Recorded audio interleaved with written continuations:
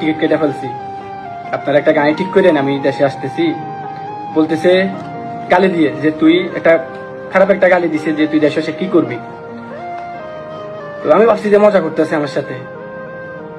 তারপরে দেখতেছি আমার ফ্যামিলির সবাই আমাকে মানে চিল্লাইতেছে তুই দেশে এসে কি করবি, এখনো আমাদের 1-1.5 লাখ টাকা দিন আছে, তোর বোনকে বিয়ে দিছি, টাকাগুলো কে শোধ করবো, তুই ফ্যামিলির জন্য কিছুই করতে পারছ না এখন পর্যন্ত, তুই দেশে আবার লাগে পাগল হয়ে রইছস। তো এদিক দিয়ে আমার বয়সে মোটামুটি 24 বছর হয়ে গেছে, আমি বিয়ে নিয়ে কোনো চিন্তা করি না। আমি অনেক কষ্ট হইতেছে মানে ফ্যামিলিকে ছাড়া থাকতে, তাদেরকে দেখার জন্য আমি দেশে যাওয়ার জন্য টিকিটটা কাটছি।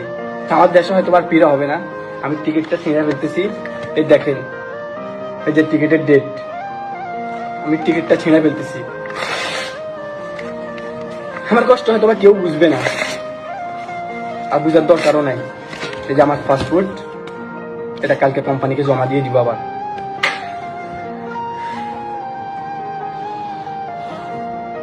আমি মালয়েশিয়ার ইঙ্গিত 1900 টাকা দিয়ে টিকিটটা কাটছি, বাংলার প্রায় 50,000 টাকার মতো।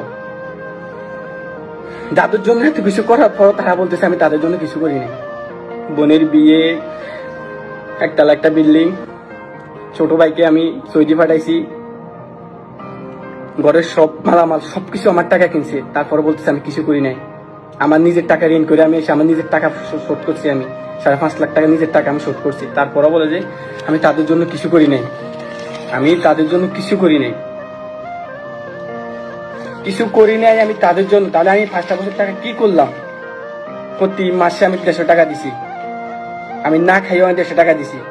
একটা ঈদের দিন আমি ছুটি কাটাই নাই, একটা ঈদে আমি ছুটি কাটাই নাই। মালয়েশিয়া আমি 11টা না 13টা আমি ঈদ করছি, একটা ঈদে আমি ছুটি কাটাই নাই, খালি পরিবারের জন্য। আর সে পরিবার বলতেছে আমি তাদের জন্য কিচ্ছু করি নাই।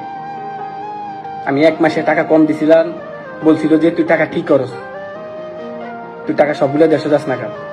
ওই মাসে আমার অসুস্থ ছিল, এই মাসের আগের মাসে আমি অসুস্থ ছিলাম, আমার প্রায় বাংলা টাকা প্রায় 14-15 হাজার টাকা আমার মানে খরচ হয়েছে আমার অসুস্থতার পিছনে।